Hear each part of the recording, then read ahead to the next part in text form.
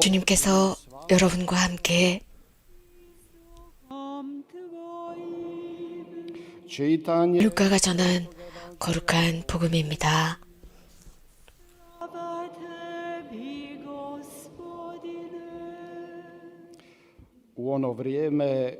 그때 세리들과 죄인들이 모두 예수님의 말씀을 들으려고 가까이 모여들고 있었다. 여자 바리사이들과 율법학자들이 저 사람은 죄인들을 받아들이고 또 그들과 함께 음식을 먹는군 하고 투덜거렸다.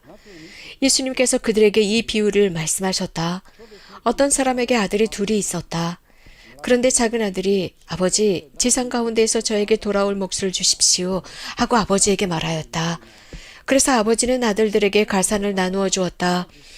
며칠 뒤에 작은 아들은 자기 것을 모두 챙겨서 먼 고장으로 떠났다. 그러고는 그곳에서 방종한 생활을 하며 자기 재산을 허비하였다.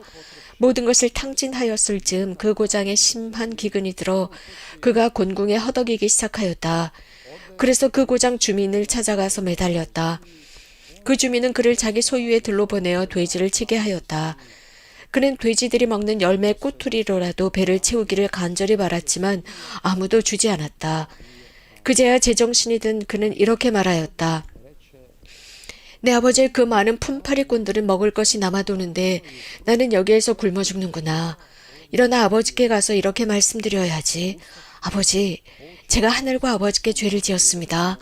저는 아버지의 아들이라고 불릴 자격이 없습니다.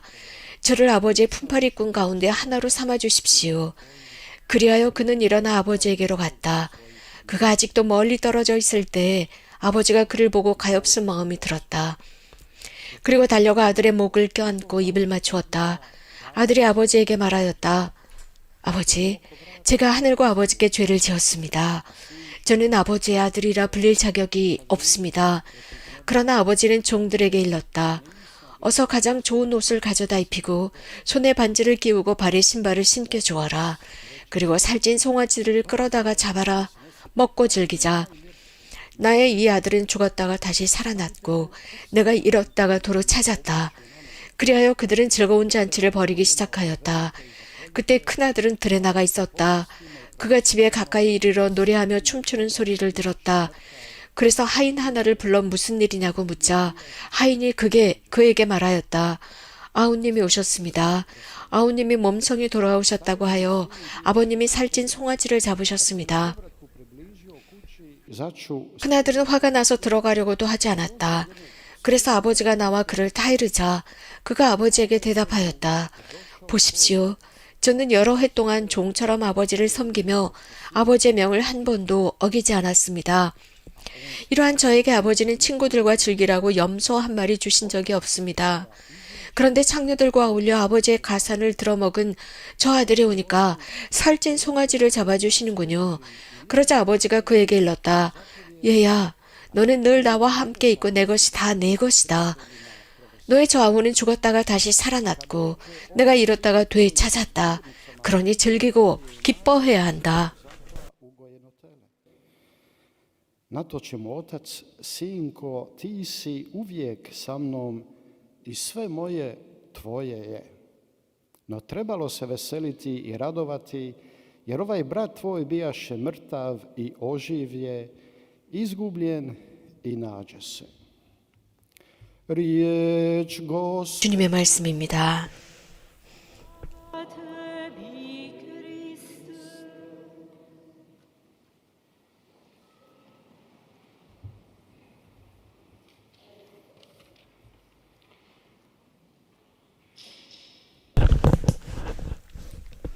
Draga braćo i sestre u Kristu, dragi vjernici, 사랑하는 형제자매 여러분, 사랑하는 교형자매 여러분, u propovijedanju i u svom naučavanju da se Isus znao često koristiti 예수님은 사람들을 가르치고 말씀을 선포하실 때 자주 비유를 사용하셨습니다.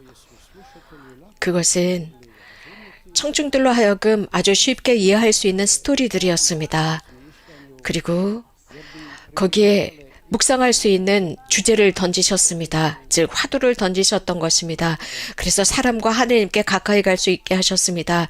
특별히 당신과 하느님의 관계에 관해서였습니다. 예수님은 모든 사람을 구하시는 것이 그분의 뜻이었고 거기에는 grešnici. 사회적으로 죄인들이다, 세리들이다 라는 카테고리에 들어가는 사람들도 포함되어 있었습니다. 예수님의 이런 행동은 Slovo zakona 특별히 바리사이와 율법학자들, 특히 모세 율법을 매우 잘 알고 있는 사람들로부터 비난의 대상이 되었습니다. 그리고 배척당했습니다. 그분이 죄인들과 함께한다고 생각했습니다.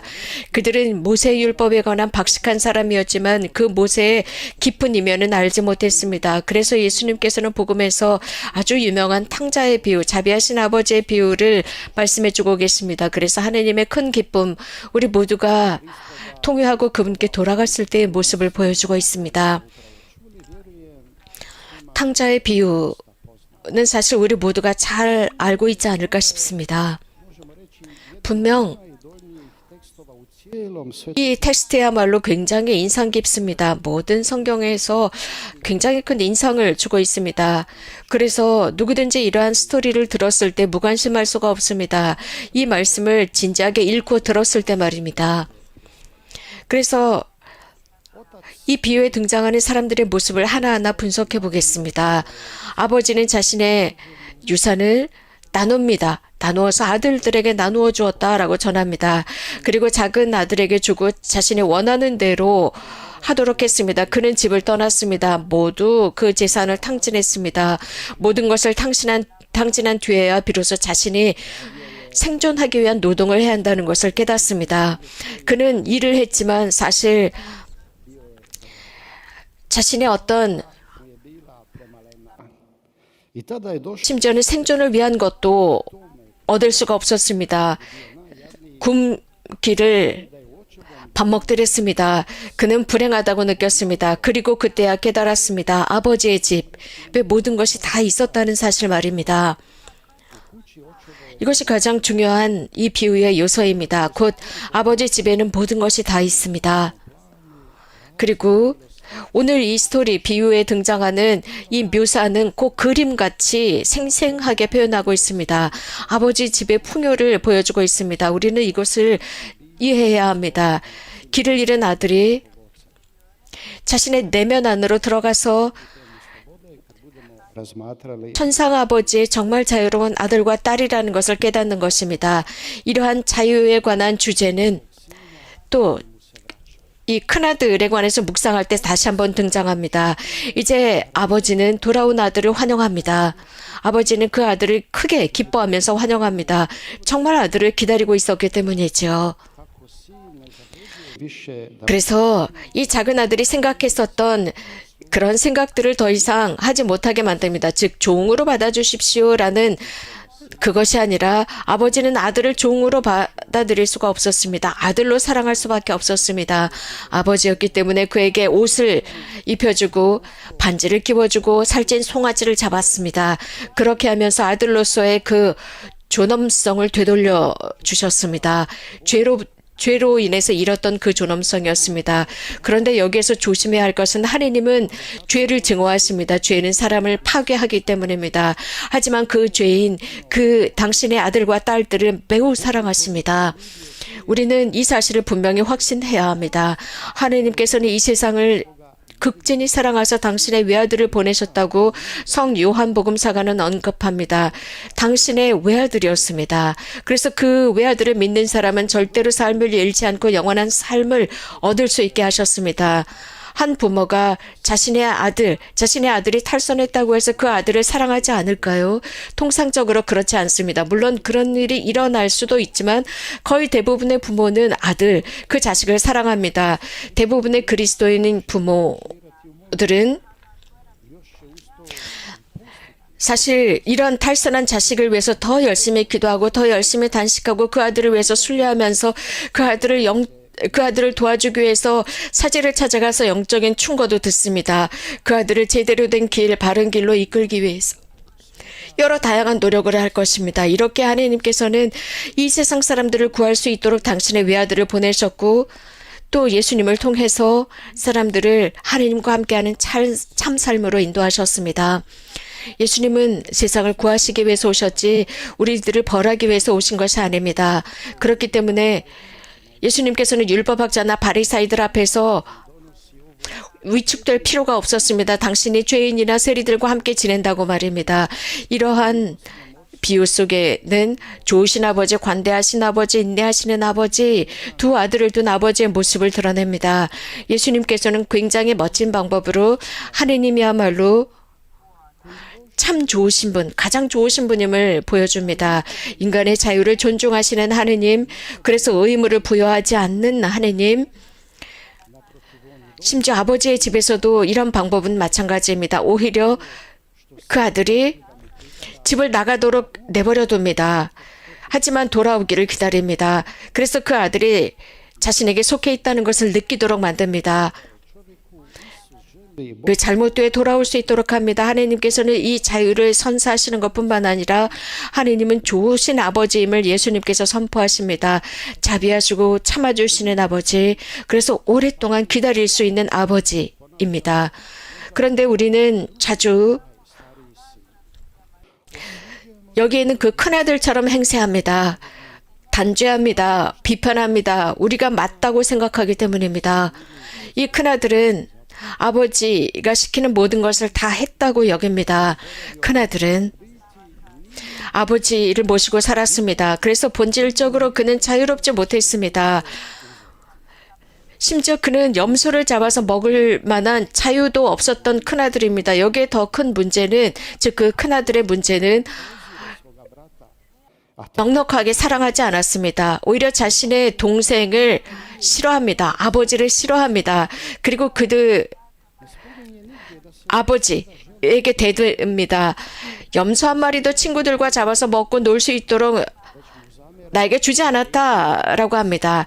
그런데 다 탕진하고 돌아온 저 아들을 위해서는 이렇게 잔치를 연다라고 합니다. 나에게 아무것도 주지 않았다라고 합니다. 그러면서 이 큰아들은 집으로 들어가려고 하지 않습니다. 그 작은 아들이 했었던 것처럼 말입니다. 그럼으로써 자신의 삶을 혼자 살려고 우기고 있습니다. 이러한 그 큰아들의 행동이야말로 진짜 사랑이 없는 사람을 보여줍니다. 자신의 동생이나 아버지나 자기 자신도 사랑하지 않는 모습을 보이고 있습니다. 하지만 이렇게 함으로써 어느 한순간 그는 폐쇄적으로 바뀌어버립니다. 자신의 그 쓸쓸함 속에 갇혀버립니다. 자신은 의롭다고 생각합니다. 아주 자존심이 팽팽하게 당겨져 있었습니다. 자신이 맞다고 생각합니다. 그러나 하나님 이것을 원치 않습니다. 주님께서는 이미 구약 성경에서부터 자비하신 하나님을 드러내고 계십니다. 예수님께서는 하나님, 자비하신 하나님의 모습을 아주 놀랍게 기술하고 있습니다. 여러분, 형제자매 여러분, 이 자비하신 아버지의 비유에서 한번 봅시다. 아버지께서는 두 아들을 다 받아들이고 그 두 아들 모두에게 똑같이 유산을 나누어 주었습니다. 그러나 그 큰아들에게는 내 것이 바로 너의 것이다 라고 하십니다. 이렇게 예수님께서는 아버지의 모습을 이런 식으로 보여줍니다. 그래서 우리 모두가 행복해지기를 바라십니다. 우리가 무엇인가 나쁜 일을 했을 때, 악을 저질렀을 때, 즉 아버지의 집으로부터 멀어졌을 때, 죄를 지었을 때, 그래서 비천함으로 떨어져 버렸을 때, 천한 사람이 되었을 때에도 아버지는 우리를 기다리십니다. 중요한 것은 통회하고 우리가 잘못했다는 것을 인정하면서 아버지의 집으로 가는 것입니다. 잘못, 죄, 이런 것들, 죄는 인간에게 상처를 입힙니다. 아버지의 집으로 향하는 그 순간 는 고해성사를 통해서 들어갑니다. 아버지께서 기쁘게 우리들을 환영하십니다. 당신과의 친교로 받아들여 주시고 용서해 주십니다. 예수님께서는 바로 이러한 것을 우리들에게 기대하고 계십니다. 다름 아닌 우리가 형제자매들을 용서한 것처럼 우리들을 용서해 주십니다. 이 비유는 정말 용서의 진정한 모습을 보여주고 있습니다. 그래서 너를 용서한다라는 형식성을 넘어서고 있습니다. 이미 상처받은 그 사람을 끌어안는 것입니다. 또 나에게 상처를 준 그를 끌어안으면서 훨씬 더 내 마음 가까이 두는 것입니다. 형제자매 여러분, 혹시 나와 여러분들의 삶 속에서 이러한 용서를 필요로 하는, 또 용서해 주어야 하는 사람이 있을까요?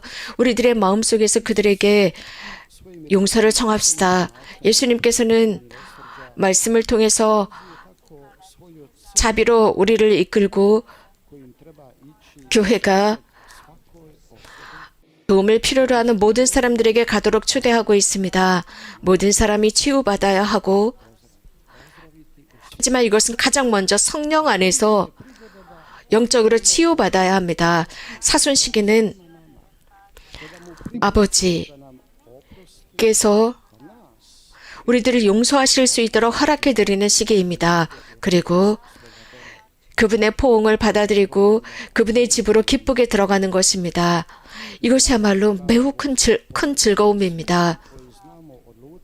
od njegovih zapovjedi, 성부님께서 우리 모두가 하느님으로부터, 하느님의 계명으로부터 멀어졌다면 다시 돌아올 수 있도록 도와주십사 청합시다. vjeruje